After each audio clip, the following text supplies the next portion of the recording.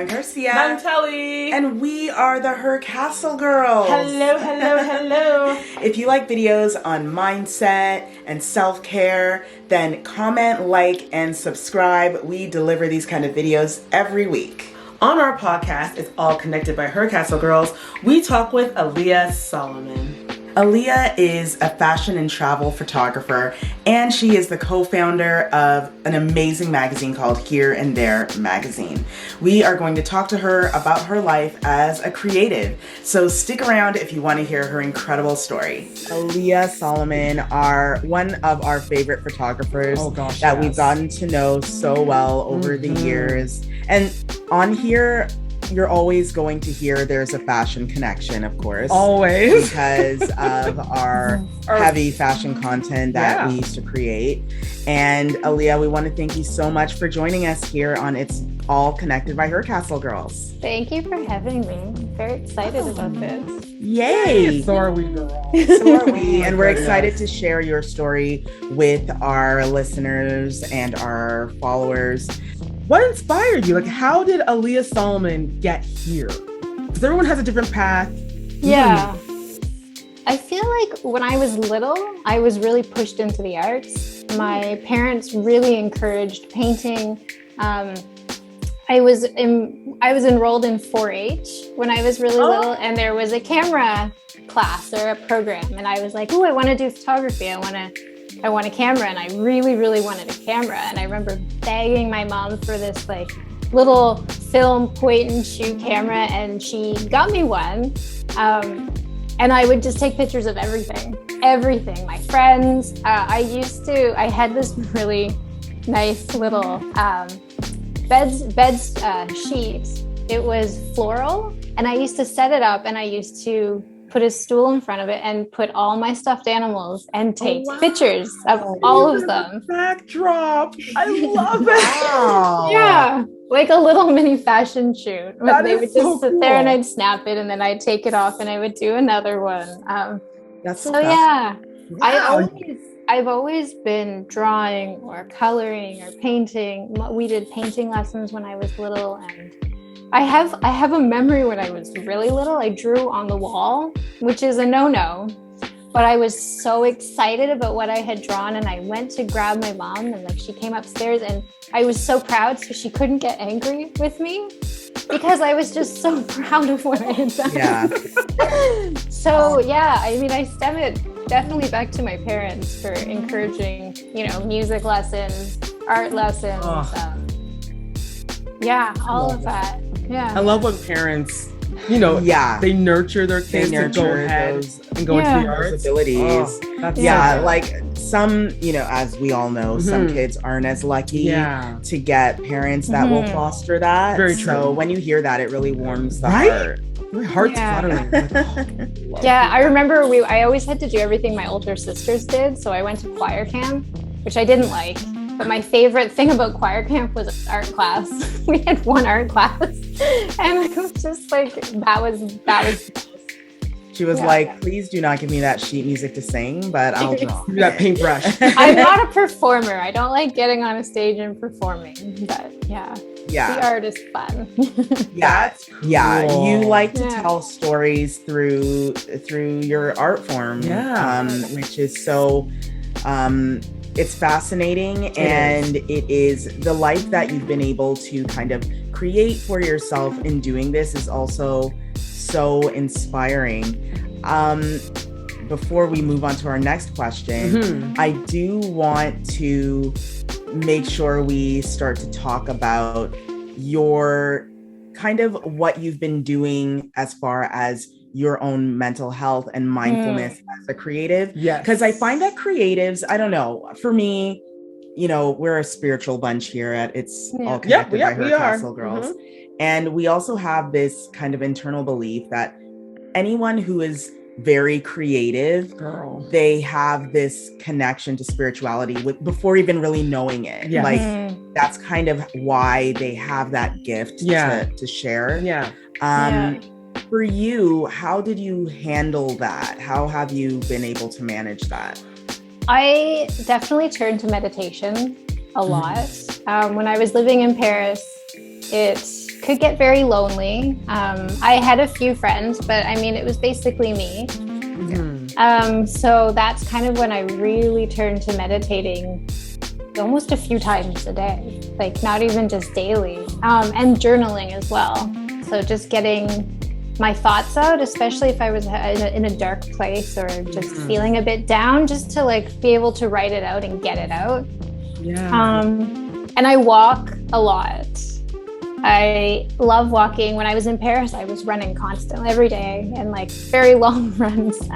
So running to me it's a really great way, you know, to move and stay fit, but it's also a really good way to kind of shut down and I do a lot of thinking when I run. And a lot of thinking. And then I do a lot of affirmations as well. When I run, especially if it's a difficult run, I start just repeating affirmations that I need to hear. That's such a great idea. I love that. Yeah. What running can do, like it really opens the mind. Yeah, there's that focus. Yeah, there's that saying, you know, runner's high. You know, it truly allows for your body to just work those muscles. And it's actually like, it's kind of meditative in its own way. It's meditative in the sense that you're focusing on just moving your body at a pace, right? Exactly. So I find motion for sure. And being in nature, if you have the opportunity, that always helps. There's got to be a local park somewhere, green space, and putting your feet, like grounding, like putting your feet in the grass. One of my favorite. Love grounding. Sometimes even just like touch a tree, touch a tree or leave, like touching nature. Get back to, you know, present state. Yeah, exactly. That's also like all of this stuff that we're talking about. We're all here like bubbling about being in the present state. And obviously we've all had our own experiences and that's why we connect so much with it. But in your opinion, why do you think some people find it difficult to get to that place of, you know, whether it be healing, whether it be picking up, you know, a daily routine that would serve meditation or yoga, whatever. I personally feel, and I've struggled with this, I mean, daily, the overthinker in you, overanalyzing, overthinking. If you can think yourself into such a dark place, and it's like, you know, I could meditate, but I'm wasting my time and I should be focusing on this, or, you know, I don't have time to go for a walk. It's that whole mentality that if you take the time, you're wasting time. Right. It's like that mentality of you think you're moving backwards, or you feel, I find too, other people's judgments, even when they're not there, but you think they're there, that's a huge issue as well. And that's something I've been working through also, because, you know, it's the thought, if other people think you're lazy, or you think other people think you're being lazy, then you're kind of manifesting that, and then you're sinking even deeper. And then you kind of get into this rut where you're stuck and you can't get out of it. Because, you know, to meditate is to kind of turn the screen off, quiet your mind and let go. But if you're like, well, I'm being lazy and I don't want other people to think I'm being lazy, or I should be sending emails, or I should be, you know. It's kind of like this vicious cycle. Yes, it is. Yes. And the thing is, it starts off, we don't even realize that programming of, I should, because other people will think. It's very much programmed into us to believe that we need to be validated by other people. And the idea of doing nothing equates wasting time, which in reality, doing nothing actually creates flow. It actually creates abundance and peace within. It's funny too, because, you know, you think people are thinking you're lazy and they think that you're thinking they're lazy, and you're just all in this like weird vortex of everyone thinking. And everyone's getting lower and lower and lower into their laziness. Vibe is and low vibe. I love this quote from, I don't know if you watch Schitt's Creek, but when When David's going to get his driver's license and Alexis is like, David, nobody cares. And it's so true. You're putting that thought out there and nobody else is thinking it. It's you. And so I actually love that. And every time I'm in my head, like, nobody cares. Just nobody cares. Nobody cares. Nobody cares. No Everyone's got looking their at you that own hard. thing. Exactly. Yeah.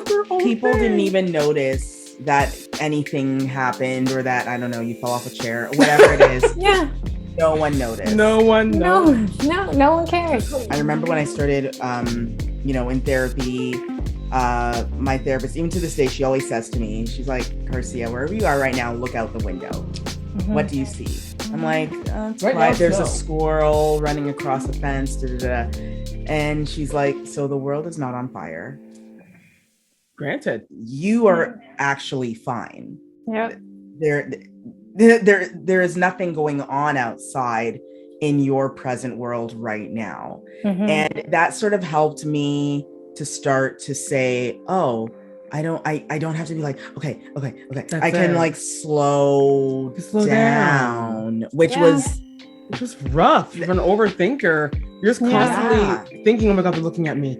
They're saying bad things about me. It makes it harder to sleep. Get out. It would be so bad that even like walking down the hall when I used to work at my old job, I never wanted to walk in the center. I always kind of hugged the wall for fear that people would look at me.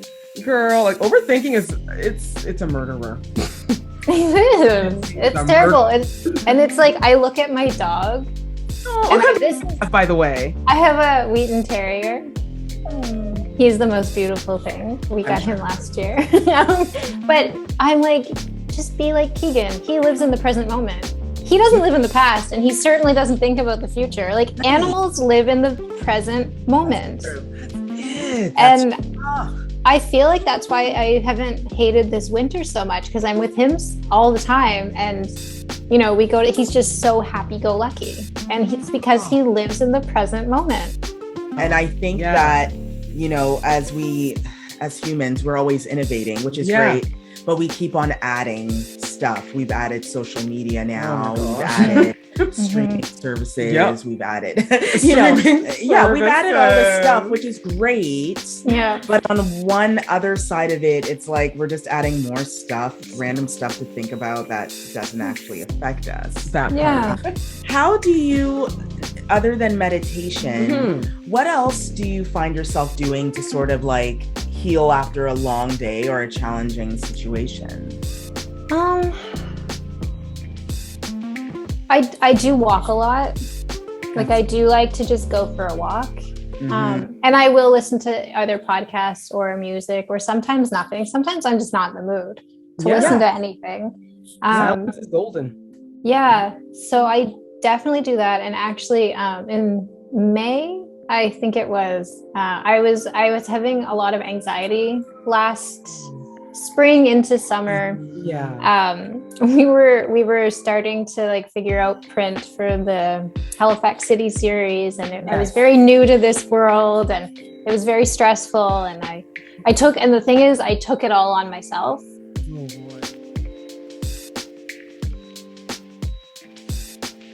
We hope you enjoyed that interview. Thank you, Aleyah, for joining us this week on It's All Connected by HercastleGirls podcast. Again, if you love videos about mindset and self-care, comment, like, and subscribe. Thank you so much, everyone, for watching and for listening. Join us next time. Bye!